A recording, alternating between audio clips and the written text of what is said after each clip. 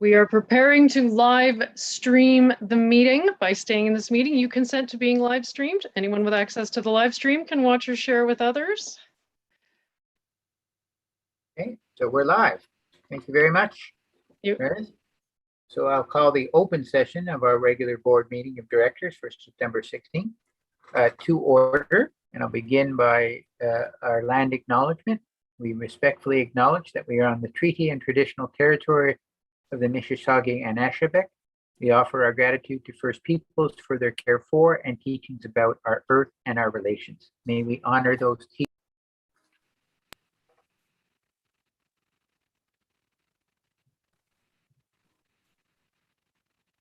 Okay. We have an agenda that's been circulated, colleagues. Does anybody want to add or detract from that? No. Not seeing any. Can we have somebody move acceptance of the agenda? We have, Mr. Chair, we have a motion on the table already accepting the amended agenda. This is true. Thank you. The agenda is approved. Any disclosure of conflict of interest regarding the agenda? Madam Clerk, there is none noted. We have no delegations. We have the minutes for the meeting of August the 19th, 2021, which was circulated. Does anybody have any questions about that? Carl. Receive and adopt, please. Thank you. And seconded by Sherry. All those in favor? Carry. Okay. Any business arising from those minutes? Not seeing any. We will go to the report for approval, and that's the preliminary work plan objectives for 2022. Dan, did you want to speak to this? Sure, very briefly, thank you. You have the kind of the scope of work where we think we probably will be required to complete, or we will continue to deliver, laid out. There's some adjustments made on the assumption that the program and service regulations will be released by the province, and that some of the items that they've identified in their consultation paper will have to be, or the implementation will commence starting next year. And we've restructured things a little bit here just to make the description of our work plan items a little clearer, and with hopefully support our ability to connect it to the regulations, and or at least what we think will be in the regulations. So it's just a bit of reframing, restructuring to connect better to that purported language or proposed language. I could take any questions on that, but maybe at the conclusion, I wouldn't mind a little more of a conversation and some feedback from the board around just the funding strategy, or particularly a conversation around increase to the levy. The city of Kawartha Lakes would like us to advise them in the next week or so whether we'll be asking for more money in 2022 than we asked for in 21. And the city of Peterborough is also preparing their preliminary budget and looking for what the year-over-year increase is. So we have the two cities we need to respond to in the next week or so. But what I'd really like to hear the board's appetite for what to do moving forward. So I'd be pleased to take any questions on the work plan items, or to hear any feedback on funding direction. Andy. Yeah, let's deal with the work plan first. Does anybody have any questions about the work plan? And I just wanted to make a couple of observations. First of all, there's a whole bunch of one-time stuff that we need to do in order to comply with the regs if they come out at the end of the day, such as we expect them to. And so that's, I think everybody needs to understand that. And that workload, by the way, colleagues, is going to flow over to our municipalities, because our conversation about negotiating MOUs is not a one-sided conversation. We got to be talking to somebody at the municipality at the same time. In addition to those negotiations, there's a series of one-off things that we need to do.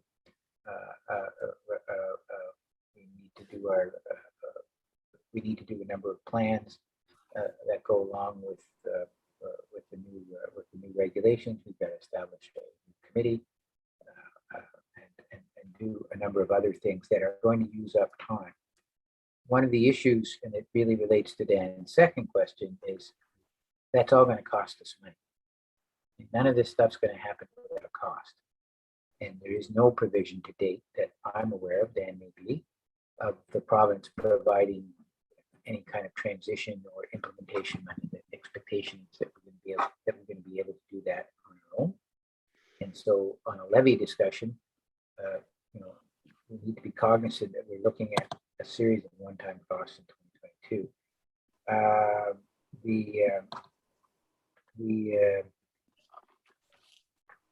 And so to that end, I'm a little concerned on the human resource side because there's a lot of work we have to do.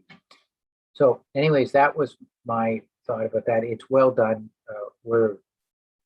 Dan has put us well ahead of a lot of other conservation authorities and things. He's structured our budget. He structured our work plans. He structured our structure around how we're going to need to do business in the future. And a lot of folks have just been waiting until they have to do that. Dan has been very proactive in getting us prepared for it. So, Dan, I appreciate that you've done that, and we'll make it a little bit easier for us. But I don't want anybody to think that it's going to be a snap. There's a tremendous amount of work that has to be done. So those were my comments on that.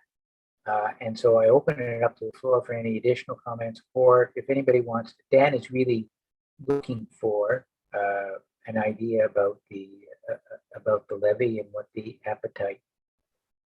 I guess asking you from your municipal perspective, what your appetite may be, and kind of looking at Tracy and Diane, since the questions seem to be directed to the two cities.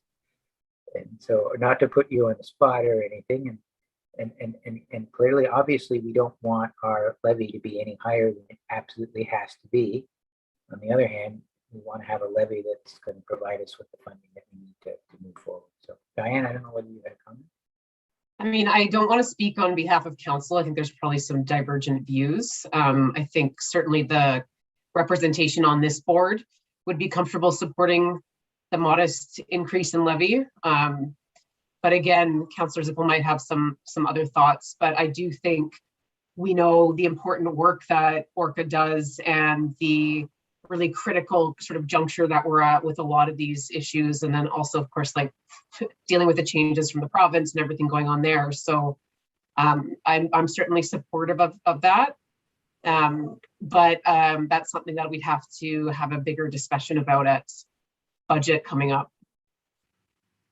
Thanks, Diane. Tracy, did you want to add a perspective from your municipality? Yes, thank you. And through you, we just started some high-level conversations this past Tuesday, and we will start going into budget review the 1st of October.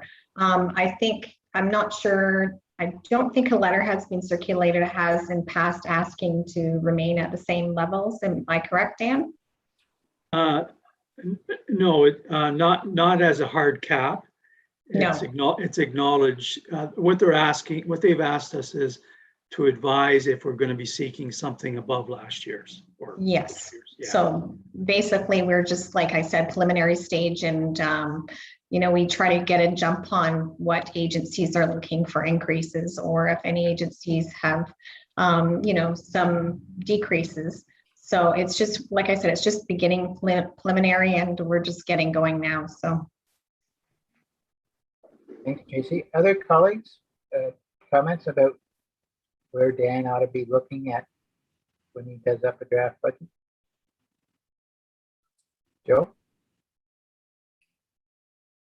Thank you, Mr. Chair, and thank you, Dan. It's a tough position. I find it's a tough position to put a board member in right now because we don't even have a draft budget from the Conservation Authority. So I'm not sure exactly what our needs are, but if this is the way we want to start, I would suggest that most municipalities are looking at a very tough budget year in 2022. We say that every year, but every year we haven't gone through a full year of COVID and has had significant financial implications. So I would say if, as long as we can keep our levy increase to under 3%, we may be okay. I think there'd be a lot of pushback if we get much over that. Thanks, Joe. Anybody want to add to that? Carl? And then back to Tracy. I believe a modest increase in consideration of all the changes coming down the pipe would be appropriate. You know, whether that should be 2% or 3%, it's hard to say right now, but I don't think we need to ask Dan to go back with zero increase. I think that would be inappropriate. Thanks, Carl. Tracy, did you want to add something else? Yeah, I did. I want to kind of echo Joe's comments as well, saying that, you know, we have a lot of pressures that are coming in the next year. And, you know, as municipality, we have a lot more vulnerable situations than we did have, say, a year and a half ago. So if we do come in at a very modest increase, because I do recognize what's, you know, happened within the conservations too, I think that would give us a better gauge going forward. Okay, thank you. Other comments? I don't see, oh, there you, Ryan, go ahead. Thanks, Chair, through you. I think the other thing we have to take into consideration is the special levy that seems to get dropped on every year for capital projects, you know, outside of the, so I don't know what that one looks like in this year coming up, obviously without having the budget in front of us. So it's, I don't think we can look at just the operating levy without looking at that special levy at the same time. And I agree with everybody that it should be, you know, relatively modest in terms of its increase.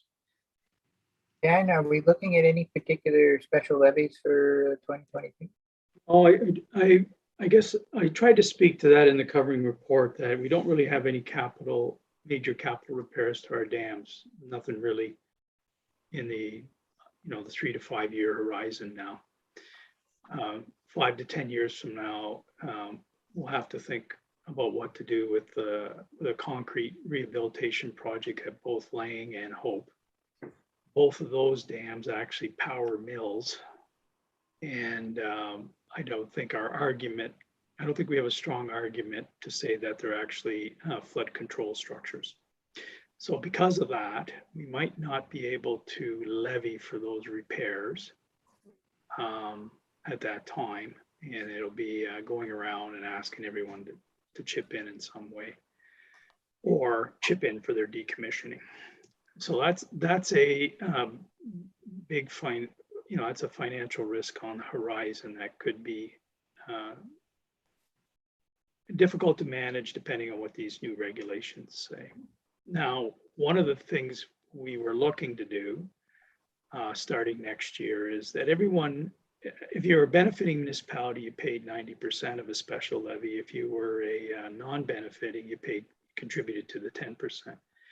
So the 10% is about $24,000, and that's about a 2% of the current operating levy. So one of the things we could do, and municipalities have generally been paying that base 10%. So one of the things we could do is redeploy that to the operating side, and then add 1% or 2% on top of that to give us a little heftier 3 to 4%, which I think is closer to what we're going to need. But to the municipalities, it's already, some of that money is already being paid. It's just an increase from that. So there's a redeployment there, but there's not going to be any special benefit. The Millbrook Dam is completely paid for now, and the Warsaw Dam repairs was completely paid for in this budget year. So we're not assessing a new benefiting levy for dam work, but everyone's been paying a bit of it, so we could redeploy it a bit. So it's some math we can work on. But Ryan, did that answer your question? In a roundabout way, I think it did. I think, Dan, there's an acceptance on the board that we're going to have some sort of increase. I think there's a desire to keep it as modest as possible. I think, I don't know, but it sounds like a target range between 2 and 3 may make some sense through a first cut of the budget. We can see whether that meets the needs. And if it doesn't, then we'll have to figure out a strategy about how to go from there. So unless colleagues want to correct that, I think the thought is to complete a first draft with an increase somewhere between 2 and 3%. I think if colleagues had their druthers, if at all possible, that'd be closer to the 2 end than the 3 end. But we're giving you a range there, and maybe you can come back. And I share my colleagues. Right? We most of us haven't really gotten into the budgets yet. We will shortly, and so it's hard to say. And of course, we as Diane points out, we've got colleagues on our various councils that we have to have discussions with as well. So, does that give you enough direction, Dan? Yep, it does. I don't. I'm assuming that the overall commitments in the work plan, we should attempt to organize ourselves and resource ourselves to deliver those. And if there's something there that comes too costly, we'll identify that to be removed. But we're going to use that to base our budgeting on. Is that the other? Yep, and we can have that if that's what it comes down to. You say, look, if I stay at 2.6, it means X can't be done, and the board will have a discussion about X. Okay, got it. Thank you. Okay, colleagues, that is. I need a motion to receive the preliminary work plan report. Okay, Ryan, seconded by Diane. All those in favor? Carry. Okay, we have the CAO report. Is there anything in there, Dan, that you want to highlight particularly? No, not particularly. No. Okay. Does anybody have any questions about the CAO report? Okay, I'll take a motion to receive that. Carl, seconded by Paula. All those in favor? Carry. And then we have the state of practice compensation agreement report. Right. I think Joe had a question there. Oh, sorry, Joe. Go ahead. I did, but it was on that one on the state of practice presentation. So did you want a motion to receive it before I ask the question, Mr. Chair? Sure. Can we do the presentation first? Okay, go ahead. Dan. Do the presentation and then we'll do some. So go ahead. Okay, great. Okay. So we have Paul Finnegan, our watershed biologist, and Jasmine Gibson, our planning ecologist, on the line here with us, or on the screen with us. And Paul will be giving this presentation. Some months ago, Director Zippel asked for us to start to look at what policy direction we would need to put in place to be prepared for negotiating compensation agreements in the event that a minister's zoning order is placed on any particular part of our watershed, and a Section 28 permit would have to be issued, and consistent with the law, we would then be able to negotiate or put in place an ecological compensation agreement. So we committed to come back in kind of 2 steps, and it might even grow to 3 steps. But the first one was to give an overview of what we know to be the practice out there today. And Jasmine and Paul and a summer student did some calling around and investigating and pulled together this slide deck that they're going to walk us through here in a moment. It really is to help us understand who's doing what in the Conservation Authority community and how that experience can inform us in framing out a policy. The other comment I would make is the work that they're going to talk to us about, or the context they're going to talk to us about, is being done by others. It was being done by others in advance of the amendments to the legislation and that dealt with minister zoning orders and stuff. So it's a little more. The examples come from a world where there is not a mandatory requirement to issue a permit. It's more of a negotiating kind of environment. So I'm going to turn it over to Paul, and I think Meredith is going to control the slides here, and then there'll be, I don't know how you want to do this. Mr. Chair, if you want questions to be directed to Paul on a slide-by-slide basis, or just allow Paul to, maybe I should ask Paul. Allow Paul. Dan, I think what we'll do is we'll go through the presentation. If colleagues think of a question, to just jot it down, and then at the end, we'll do Q&As. Okay, well then I'm going to turn it over to Paul. Thank you. Thank you, Dan. Okay, Paul, I'm just going to share the screen and get your slide deck up. Certainly. So I'm Paul Finnegan. Thank you everyone for listening to my presentation. I'm the watershed biologist, and I have Jasmine Gibson here with me. She's the she is the planning ecologist, and will support in any questions that you may have. Jasmine and I and a student compiled a lot of information from various CAs to get this presentation for you today. So I'll give my thanks to all those from other CAs that help us put this together. So I'll be giving a presentation on ecological offsetting. What is it? Some of the important pieces of criteria in ecological offsetting, an overview of approaches other CAs have taken, and then briefly how we at Township Conservation has approached compensation or ecological offsetting in the past. And perfect. So ecological offsetting is a mitigation tool or approach used to minimize risks to impacting natural heritage features. So under the PPS, there's a mitigation hierarchy. First is avoidance. The next would be to minimize impacts on the natural heritage feature, then to mitigate, and then as a last resort, the offset. And offsetting would be a complete removal of the natural heritage feature, then it being replaced somewhere else. Typically, CAs would do the offsetting option, going through that the other options couldn't be feasible. If it is an extension to existing development, if it's for access to green fields for development, and in some of the GTA areas, the natural heritage feature is so degraded that the offset is deemed the best option. Next slide.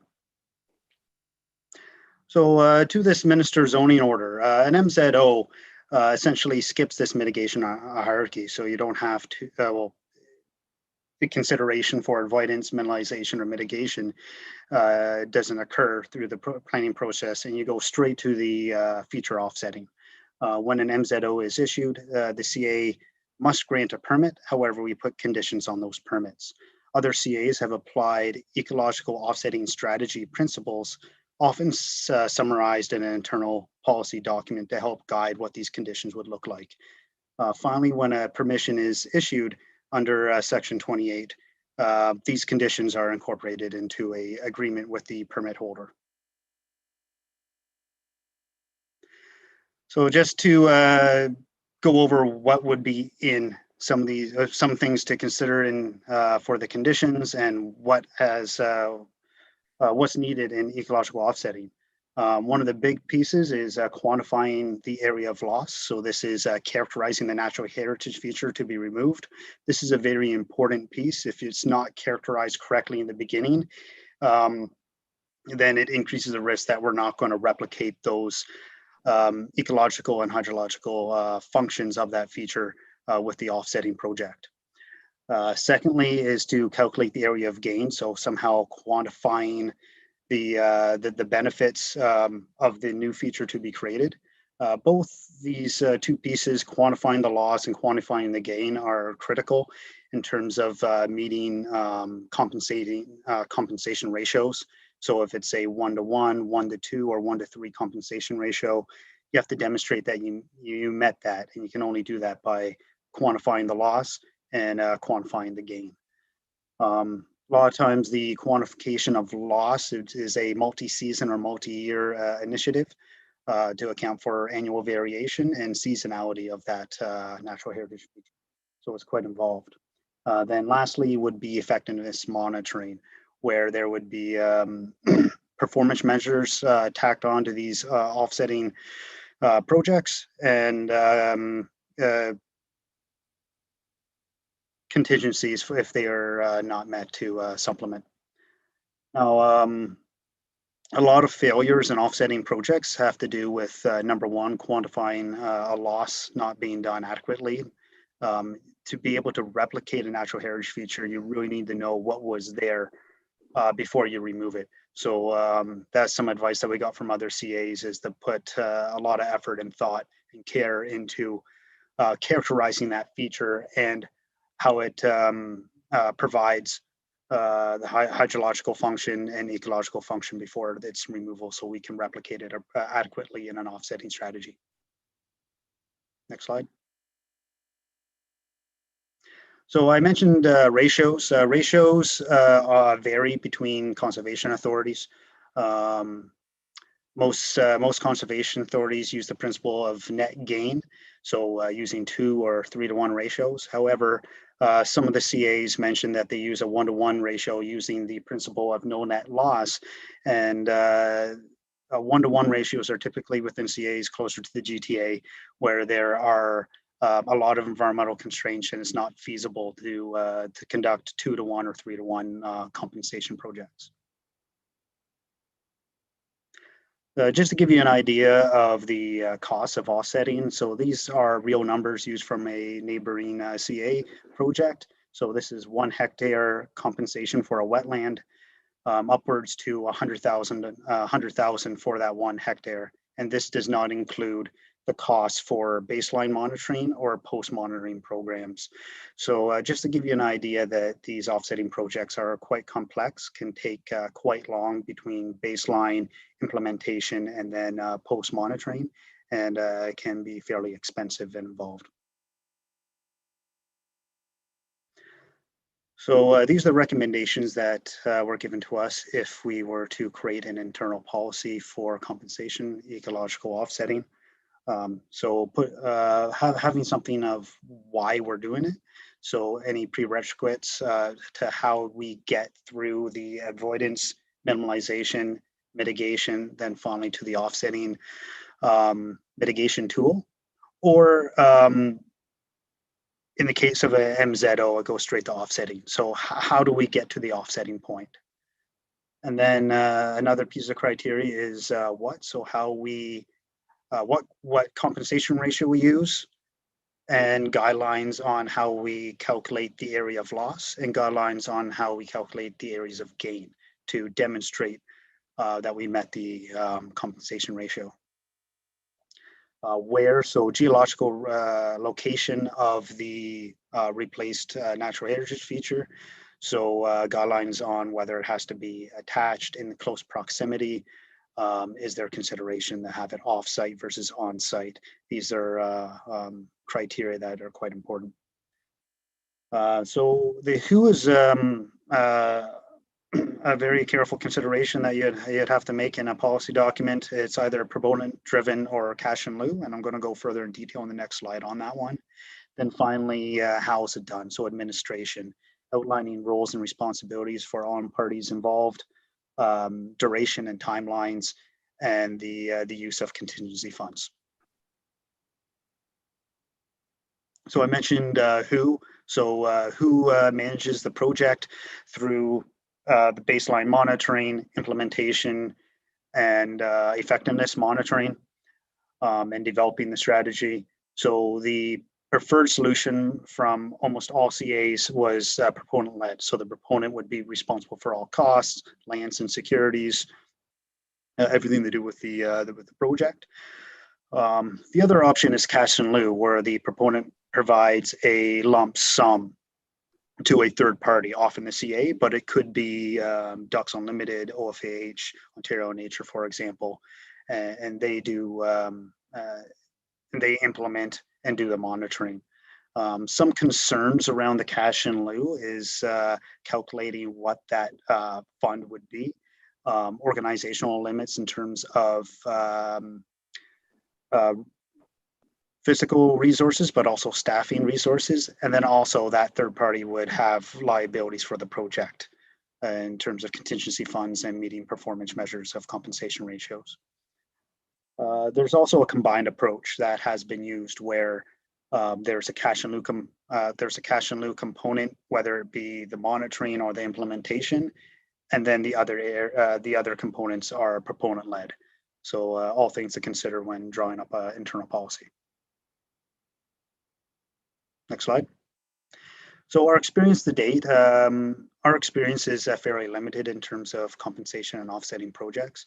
Where we have some with wetlands, our compensation ratios have been site specific and based on the principle of net gain. So primarily 2 to 1 or 3 to 1, looking at the feasibility of the particular projects. The monitoring durations vary between permitting and planning, meaning that in a permitting file, we're limited to 2 years post build out, where in a planning file, we usually ask for 5 years or more.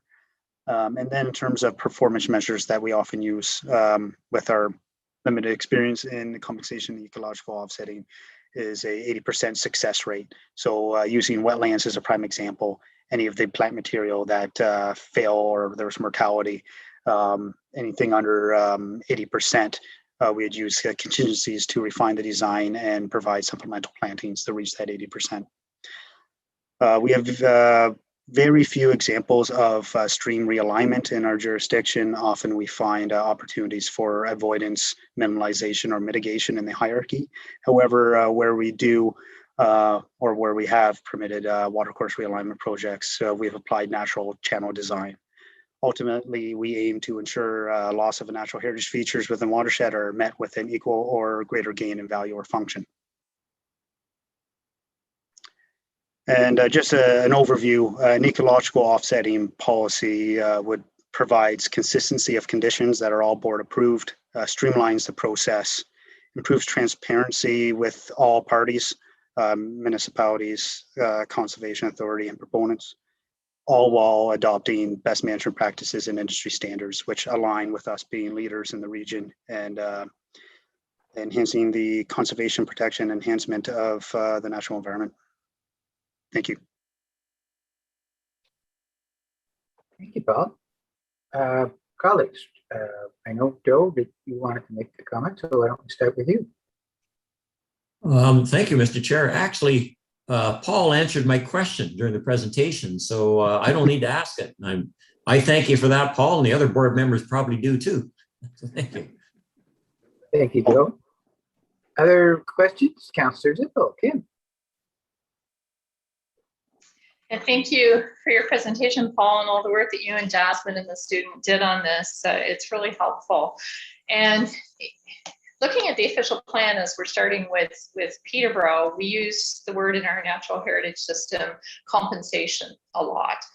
And I'm wondering if compensation and ecological offsetting, are they completely synonymous terms outside of an MZO? I'm going to allow Jasmine to answer that question. Yeah, they are interchangeable a lot of times, but I'm going to allow Jasmine to answer that question in the context of policy and regulation. Yeah, I think going on to the presentation, offsetting seems to be more of a planning term, but yes, they're one and the same. Offsetting can look like restoring an ecosystem, and then it can also look like offsetting or recreating it somewhere else, which is what the MZOs seem to steer towards. Okay, thank you. And I was wondering with the ratios as well, the offset ratios.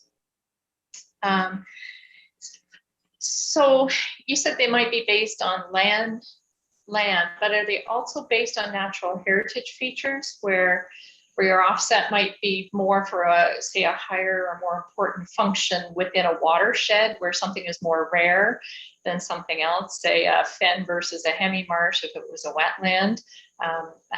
How do you establish that offset ratio? So I'm going to try to answer this question, and Jasmine, please step in afterwards.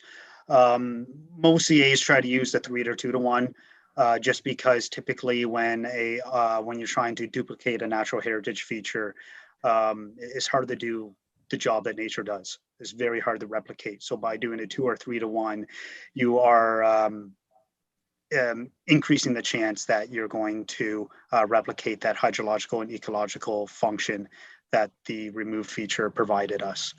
Now, in severely degraded natural heritage features, 1-to-1 can be adequate, because if you're working with a natural heritage feature that's really degraded, there's a higher chance that what you've replicated is going to replicate its function. And that's why I made that comparison between conservation authorities that are primarily in the GTA with heavy development and heavily impacted natural heritage features, compared to CAs that have a lot of green space and watersheds with a higher rating. Jasmine, do you want to add anything to that? I'm going to add the ecological spin on it for Kim. From a planning perspective, when you have an application, you're supposed to look at the significance of a feature, right? And those are the no-touch areas under the PPS, but the MZO skips that process. And then you have to take into consideration the time lag of some ecosystems. So something like a fen takes a very long time to develop and establish those functions. So if that's lost, it's also going to take a very long time to reestablish those functions over time, right? So if you're restoring something or recreating it somewhere else, you have to keep that in mind. So you may not actually see the functionality of it for decades. So to further that, Jasmine, we did review some ecological offsetting documents from other CAs, and they provide specific values on the type of wetland. So some wetlands would have higher value to the than another, whether it's described as an ecological value or significance, or they actually put a dollar amount to it. Right. And the recreation has to happen within the same watershed, does it? So that's something that is defined within the internal policy when with the CAs that have those internal policies. It is generally recommended from the CAs that we talk to that it is in the proximity or attached to the feature that that was removed, because then there's a greater chance that the function of that feature is replaced adequately. And sometimes I'm just using the example of a very highly developed area where it may not be feasible to compensate on site or close to site. And I'll let Jasmine speak more to that. No, Paul, you've kind of answered it, right? If the idea is to keep it within the watershed for sure, and at least within the same natural heritage system, so that you maintain that function or that principle of no net loss. And in doing so, if you aren't able to compensate within near proximity, I know the DFO had a program policy where compensation, and you mentioned the cash in lieu and how problematic that can be. We're not getting the pay to slay kind of thing, but if it isn't possible to be within watershed, the DFO had a fund where there were significant areas, say coastal fisheries, that needed restoration work. And so you could pay into that fund. Is that something we would consider in an internal policy, or would we stay within watershed? I think, please correct me, Councillor, if I'm going in a different direction, but I think what you're talking to is about habitat banking. Yes. Within exactly. DFO. Yeah. Yes. I've worked in previous roles with habitat banking, and they are quite complex, large projects. And I feel that would be a special case scenario, and we can look and talk about that in a separate form than the compensation or ecological offsetting internal policy. Would you agree, Jasmine? Mm-hmm. I was just looking at the costing, which I hope is a deterrent for doing compensation, but on page 6 of the notes, and maybe I'm off here, but the $120 per meter squared, that works out to, it says 120,000 per hectare, but I think there's 10,000 square meters in a hectare. So that would be $1.2 million per hectare for compensation in that particular example. Is that correct? Yeah, I think so. TRCA, the Toronto region, has a document for ecosystem compensation, and there's actually a really sort of in the back, they cost out everything. Yeah, and they use that 1 hectare, and it's over $1 million. Yeah, and so it can be extremely costly. So I didn't, in that one example, it showed the material and implementation costs. It did not include the post-monitoring or the baseline characterization. And depending on how complex the feature is, those can be multi-year and quite extensive to do thoroughly. Well, thank you for answering all those questions. Thank you, Mr. Chair. This is certainly a challenging task to take on compensation projects, and I look forward to hearing more when we start developing an internal policy. Thanks so much for your work. Thanks, Kim. Sherry? Thank you, Sherry. Does the MZO have the ability to dictate something different than what a CA's policies would be? That is a good question. I'm going to give it to Dan. The short answer is yes, but there is a flow chart, and within that flow chart, there is a route where the minister can push certain conditions. And I'll let Dan further that. Thanks, Paul. The MZO is issued under the Planning Act. The MZO can't direct something under the Conservation Authorities Act, other than to require, well, and then the Conservation Authorities Act says where there's an MZO, you have to issue the permit, and you can place conditions on the permit, and the conditions can be appealed by the applicant to either the minister or LPAT. And then it goes down and said, but before you can actually do any of the work in the MZO, you must have a ecological compensation agreement in place. And right now, if you read the legislation, it's separate from the permit and the conditions. But the practice to date has been placing the compensation arrangements as a condition of the permit. But perhaps with some experience with the new legislation, there will actually be a separation from the two. But if it's in as a condition of a permit, which has been the practice before this regulatory change has occurred, if it's in there, then it's appealable. And the minister can direct something different. But if it's not in there as a standalone, then there's no appealing provisions for that. It's kind of a convoluted chart. I think you can either get through the process or build a nuclear power plant by following the same chart. It's very complex. So. Any other questions or comments? Go. Thank you, Mr. Chair. Paul, on page 4 of that presentation, there was a pop-up that said 70 to 94% of offsetting projects fail.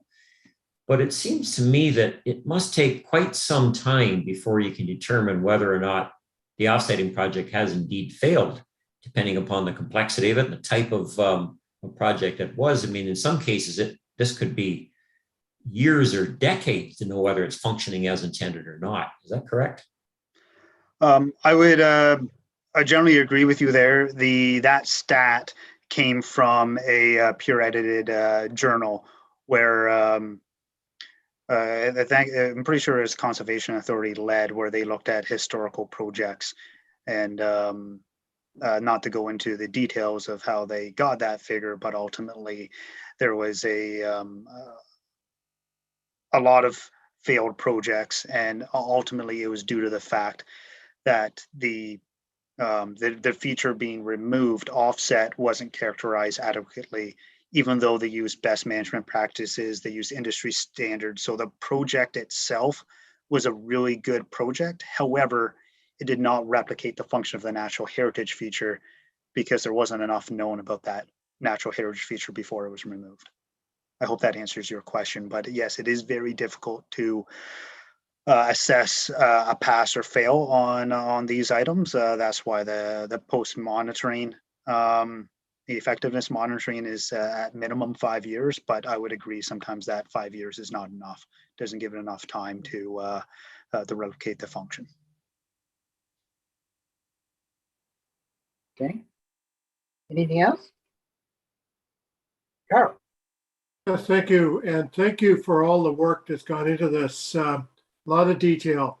And I agree with OC having a policy for conditions if there is a MZO.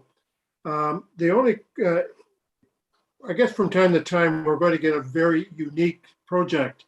Should we have the authority to be able to add an additional condition for that specific project if it comes up, or do we have the authority to do that?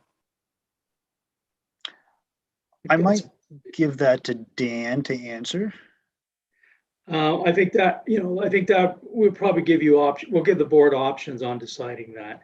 If, X will be the policy, does it only apply on MZO, or under what circumstances would we use that to deal with other unique things, and what would be the criteria on unique things? And it could be that the board has to agree that it's unique to be dealt with that way. So that's a question that we'll have to seek direction of in preparing the policy framework. Yeah. And I want to echo something that Dan mentioned before I presented, in that there's a lot of business around these MZOs going straight to offsetting or compensation. However, there are ways for us to permit offsetting and compensation projects without an MZO, and that would be going through the hierarchy process of showing that it's not feasible to avoid, minimize, or mitigate. And so if we were to create an internal ecological offsetting policy, that policy would be used for both the normal planning process and in the event of an MZO. It's a scope of application question that really needs to be decided at some point by the board. We've generally taken the position, natural stuff should remain in situ and people should design around it.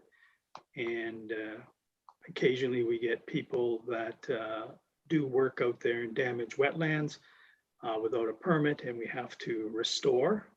So some of the principles start to apply there, and very rarely do we have a request for removal and replace. So anyways, it's a scoping question, scope of application that we'll have to come to grips with. So Dan, in terms of our own situation, we don't have a formal policy right now, correct? No, we don't. And so is it your, and thanks to our presenters today, good piece of information, is it your desire or intent to take that information and begin to look at what a draft policy would look like to present to us? Yeah, I would say yes, we need to be prepared for an MZO. And we've had one subdivision in particular. It's been a difficult challenge for all of us to get through that one, but it very much tied to a compensation, the need for a compensation framework, and we treated that one as a one-off. But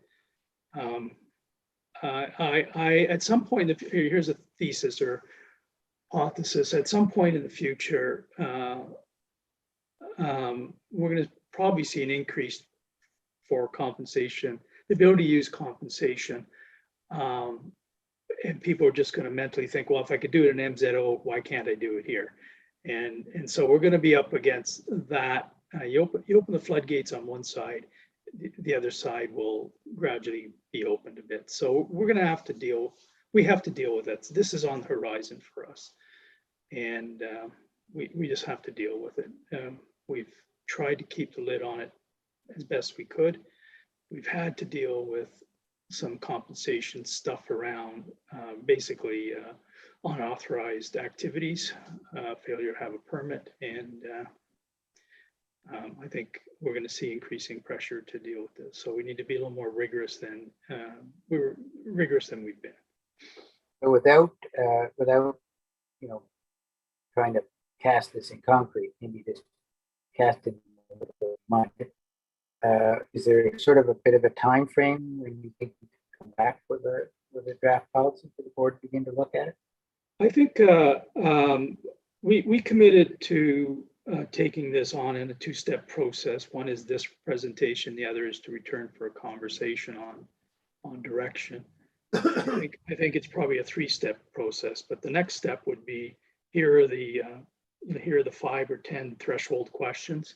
Here are the options for each question, and get some direction from the board on which pathways they want to pursue. And then we would return after that, we would return with a draft policy for approval. So I see 2 steps. I see the next step with a bit of luck, November, but maybe no later than December. And then the last step would follow, it would be the write-up, which would follow a couple months later. Okay, so you're hopeful by the end of the year that you can craft those key questions for us to sort of give some direction on, and then probably sometime late spring, come back with some sort of draft policy. I realize that events may intervene on that, but that would be your general intent. Yeah, and I just on the timing, Jasmine and Paul and Candace was the other young lady that helped us here. They've done a great job here, but they did this in the absence of Jennifer Kleinsmith, who would be very good at helping fashion the policy questions and framing things for us. So, we'll do the best we can. We may defer a bit longer, just simply to give us some time to find Jennifer's replacement, have that person come on board. So it's a relative thing here. I think the board understands you're gonna do the best you can with the resources that you have, right? Yeah. You can't make something out of nothing. So, right. We very much appreciate the presentation today. Very informative, and having an understanding of what step 2 would look like and what step 3 would look like, and a little bit of a broad timeline on that. But it is critically important because we want to be doing this in advance of receiving an MZO, not as we're struggling to address one. So it's best that we have a policy if it does come our way. So the effort being put in. Okay, colleagues, if everybody's comfortable with that, I'll look for a motion to receive that presentation from Sherry, seconded by Kim. All those in favor? Okay, great. Thank you very much, Jasmine. Paul, thank you. We very much appreciate it. Thank you, guys.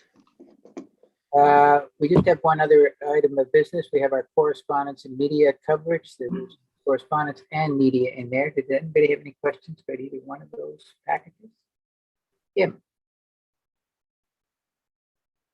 Yeah, thank you, Mr. Chair. And I'm just going to try and find it in my notes here. There was one item, and this is to the correspondence from Niagara Peninsula Conservation Authority about pollinator habitat. Scooting down here to the end.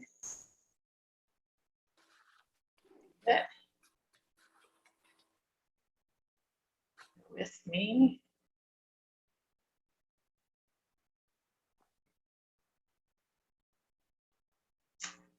Yeah, it's on page 3 of the correspondence. And I just wanted to, through you, Mr. Chair, put it out to the directors. This particular resolution from Niagara Peninsula was asking for support and collaboration from other conservation authorities, and as well as their member municipalities. And I certainly would be prepared to support the resolution if we were willing to put a letter forward in support. I'm not sure about the member municipalities, whether that would be a separate issue or if you would lump them in together, but as a conservation authority, I think, this is a critical aspect of preserving biodiversity, and it's an excellent letter. So I'll just put that out for comments by my colleagues. Thank you. So you want to, so I understand, Kim, you would like a motion to support that and send a letter of our own. Right? Okay. So, That's correct. And it is an action resolution, which is why I wanted to open it up for discussion, because it also includes member municipalities. So it may not, it says support and collaborate. okay. So does anybody else want to comment on that? Carl? I would support it as well. I will second the motion. If Kim's prepared to move it. Yeah, Kim has moved it. Carol has seconded it. Okay, additional comments, colleagues? Joe? Thank you, Mr. Chair. And this is on the letter that Dan wrote on our behalf to MECP. I thought it was very well written. And it's on page 12 of our correspondence package. And Dan, you may have answered this earlier, but the third paragraph talks about eligible water control structures that mitigate risk to life and property damage from flooding or support low water augmentation. And then you go on to say it's possible that such a narrow eligibility will result in only some water control structures being considered as mandatory, and others will be non-mandatory. Now, a little while ago, you talked about two structures at Hope's Mill and Lang that would not be considered as water mitigation structures. Indeed, they perhaps are power producing structures. So would that be an example of structures other than flood mitigation or water augmentation? What else would we have? Those are the examples. Yes. I think if the regulation came in as the wording suggested, somebody could challenge us and say, does that dam meet the regulatory requirements of flood or water augmentation? Probably the only safe way to answer it, or the correct way to answer that, was retain an engineer to comment on that. And I think the engineer would say, this is a power structure. This is not a flood structure. And there may be some residual or ancillary benefits around water management, but it's really about power. So that's that's the fear I'm worried. That's what I'm worried about, is stranding these things with no ability to levy to maintain them, let alone repair them. And are there other structures, Dan, within the Orcas watershed that would fall into that gray zone? No, well, the Jackson Creek weir was designed specifically to mitigate floods, so that qualifies. The Warsaw Dam was originally a mill dam, but we can argue water augmentation, and that argument has been accepted when we got WECI funding, for instance. And Millbrook, because it's no longer attached to a mill, we can argue water mitigation with a bit of flood management. So I think we're safe on those three. I don't think we're particularly safe on Lang and Hope. Okay. And again, it's going to come down to somebody challenging us. So. Thank you. Not seeing any else, we have two motions then to vote on. One is the one that Councillor Zippel put forward, and then the second one we'll vote on is to receive the balance of the correspondence in the meeting. So first to Kim's motion, seconded by Carl. All those in favor? That's carried. Now I need a motion to receive the balance of the video from Diane and seconded by Joe. All those in favor of receiving the balance of that? Okay.